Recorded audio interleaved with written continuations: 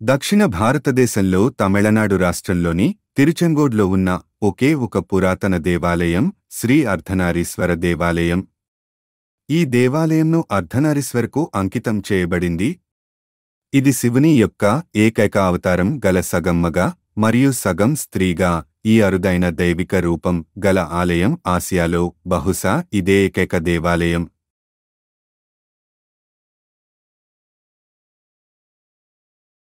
ఇక్కడి దేవతను మాధోరుబాగన్ మరియు అమ్మయ్యప్పన్ అంటే తల్లి తండ్రి అని కూడా పిలుస్తారు.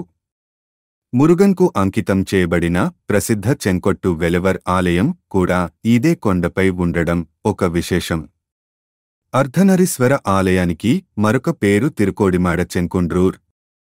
శివ సాధువుల భక్తిమాల శ్లోకాలలో ప్రశంసించబడిన 275 పదాల పవిత్ర స్థలాలలో ఇది ఒకటి. తిరుజ్ఞాన సంబందర్ మరియు అరుణగిరినాథర్ ఇద్దరూ ఆలయాన్ని పురస్కరించుకుని కీర్తనలు రచించారు. ప్రాచీన రచన అయిన శిలపతికారంలో ఈ ప్రదేశంను నెడువేల్కుండ్రు పేరుతో ప్రస్తావించబడింది. ఈ ఆలయంను ముత్తుస్వామి దీక్షితార్ అర్ధనారీశ్వరం కుముదక్రియారాగంలో రూపొందించబడిన ప్రసిద్ధ కూర్పుకు సంబంధించినది. చోళ, పాండ్య మరియు నాయక్ రాజుల పాలనలో మరియు బ్రిటిష్ వలస అధికారి డేవిస్ ద్వారా ముఖ్యమైన పునర్నిర్మాణాలు జరిగాయి. దీని చిత్రం ముక్కుట్టు వినాయగర్ ఆలయంలో చూడవచ్చును. ఇక్కడ కొలువై ఉన్న విష్ణు స్వరూపమైన ఆదికేశవ పెరుమాళ్ కేదార గౌరీ వ్రతం గురించి గౌరీదేవికి శివుడు ఉపదేశించారని నమ్ముతారు.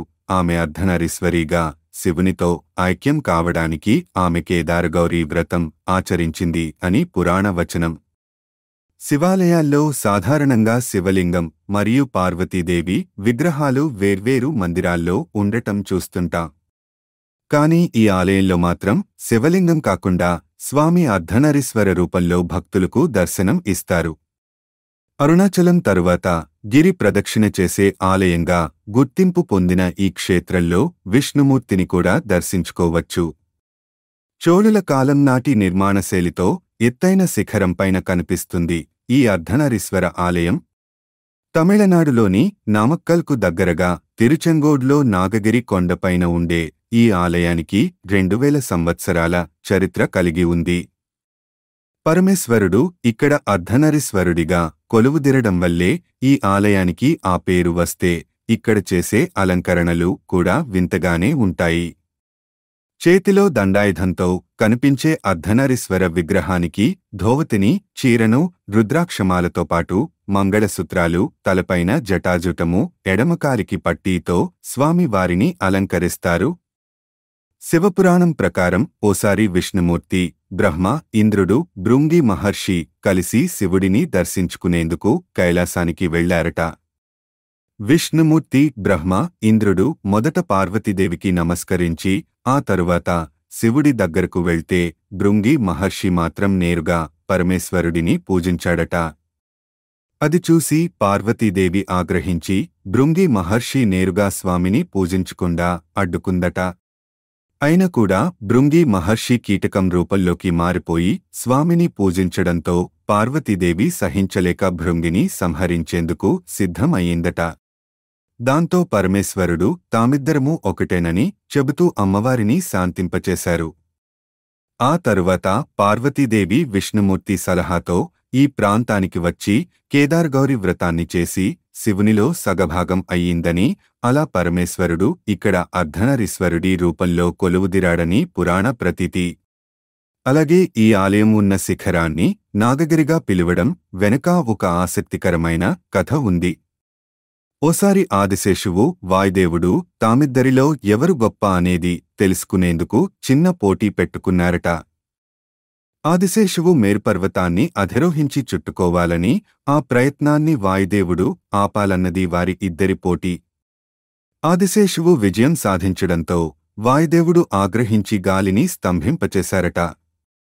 చివరకు దేవతలు కల్పించుకుని వాయుదేవుడిని శాంతింపచేయడంతో గాలిని ఒక్కసారిగా ఉధృతంగా వదిలారని, దాంతో మేరుపర్వతం 3 ముక్కలుగా మారి భూమిపైన పడిందని, అందులో ఒక భాగమే ఈ నాగగిరి అని పురాణ కథనం.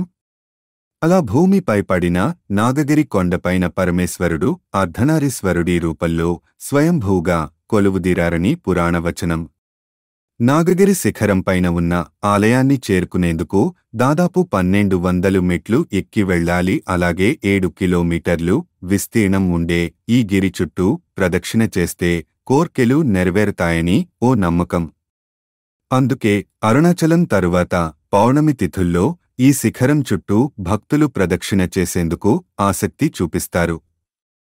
ఇక కొండపైన గర్భగుడిలో అర్ధనారీశ్వరుడి రూపాన్ని దర్శించుకున్నాక ఆదికేశవ పెరుమాళ్గా పిలిచే విష్ణుమూర్తిని, శ్రీదేవి, భూదేవిలను కూడా పూజిస్తారు భక్తులు. ఇక్కడ శివరాత్రి, కార్తీకమాసంలో చేసే విశేష పూజలు ఒక ఎత్తైతే వైశాఖమాసంలో నిర్వహించే రథోత్సవం మరొక ఎత్తు. 4 రథాల్లో వేర్వేరుగా అర్ధనారీశ్వరునితో పాటు వినాయకుడు, మురుగన్, విష్ణుమూర్తి విగ్రహాలను ఊరేగించే వేడుక కన్నుల పండుగగా సాగుతుంది.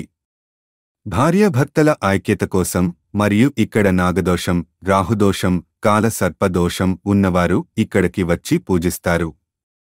ఈ కొండను శివభక్తిమాల కీర్తనలలో నాగగిరి అని పిలుస్తారు మరియు చెమ్మలై, పనిమలై, నందిమలై, ఉరగవేర్పు అని అనేక ఇతర పేర్లతో కూడా పిలుస్తారు.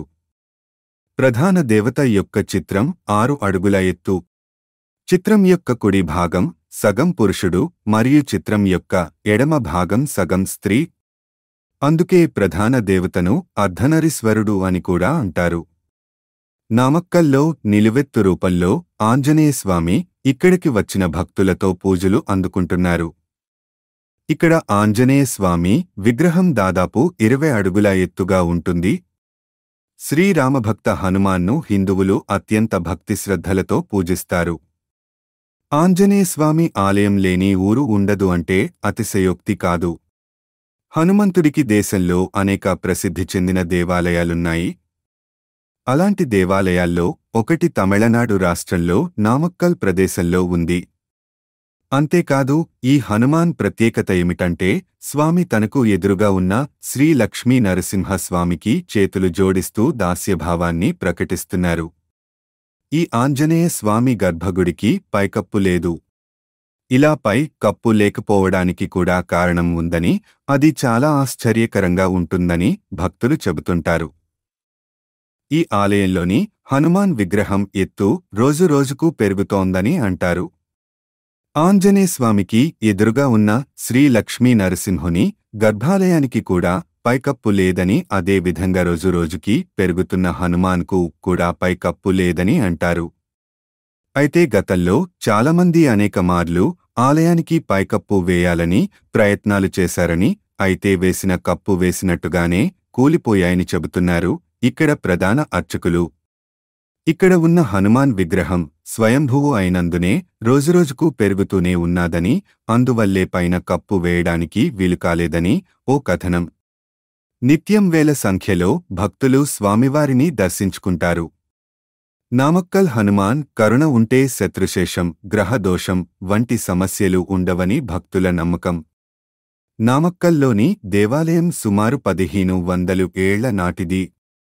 నామక్కల్ కోట దిగువ భాగంలో ఈ గుడి ఉంది. నరసింహస్వామి ఆలయానికి సుమారు 100 మీటర్లు ఎదురుగా ఉంటుంది హనుమాన్ గుడి. ఈ దేవాలయంలో ప్రధాన ఆకర్షణ ఆంజనేయ స్వామి విగ్రహం. ఈ విగ్రహం చాలా ప్రసిద్ధి చెందింది. అందుకే నమక్కల్ హనుమాన్గా పిలువబడుతుంది. ఇక్కడ ఆంజనేయుడు చేతులు జోడించి శ్రీ లక్ష్మీ నరసింహస్వామి సాలగ్రామం వైపు తిరిగి కొలుస్తూ ఉంటారు. ఆంజనేయుడి విగ్రహం శ్రీ నరసింహస్వామికి అభిముఖంగా ఉండటం ఒక విశేషం. శ్రీ ఆంజనేయుడి కన్ను శ్రీ లక్ష్మీ నరసింహస్వామి పాదపద్మాలకు సరళ రేఖలో ఉంటుంది. ఆంజనేయుడి విగ్రహం ఇక్కడి కోటకు రక్షకునిగా ఉంటుందని, ఇక్కడ ప్రజలను శత్రువుల బారి నుండి రక్షిస్తూ ఉంటారు అని చెబుతుంటారు ఇక్కడ స్థానికులు. శ్రీ ఆంజనేయ స్వామి పాదముద్రలు కమలాలం చెరువు మెట్ల మీద నేటికీ కనిపిస్తాయి. నాగగిరి కొండపై ఉన్న నామక్కల్ కోటను 16వ శతాబ్దంలో రామచంద్ర నాయకర్ నిర్మించారు. ఈ కోటలో ప్రస్తుతం పురాతనమైన విష్ణు ఆలయ శిథిలాలు కూడా ఉన్నాయి. ఈ నాగగిరి హిల్స్కు ఇరువైపులా ఉన్న గుహలో నరసింహస్వామి, రంగనాథస్వామి ఆలయాలున్నాయి. కొండరాయితో మలచిన విగ్రహాలు కావటంతో అవి నేటికి చెక్కు చెదరకుండా భక్తులకు దర్శనమిస్తున్నాయి. ఈ కొండలలో 8 కొలనులు ఉన్నాయి. వీటిలో తామర పువ్వులు పెరుగుతాయి. ఈ కోటలో కొంతకాలం టిప్పు సుల్తాన్ బ్రిటిష్ వారికి కనిపించకుండా తలదాచుకున్నాడనే కథనం కూడా ఇక్కడ వినిపిస్తుంది. కాలక్రమంలో ఈ కోటను బ్రిటిష్ వారు వశపరుచుకున్నారు. అయితే ఈ కోటలోని అద్భుతమైన శిల్పకళ సంపద మళ్లీ సందర్శించాలి అనే అనుభూతినిస్తాయి. శ్రీ అర్ధనారీశ్వరుడు మరియు శ్రీ హనుమంతుడి చల్లని దీవెనలు మనపై పడితే చాలు జీవితం సుఖసంతోషాలతో గడుస్తుందని భక్తుల నమ్మకం.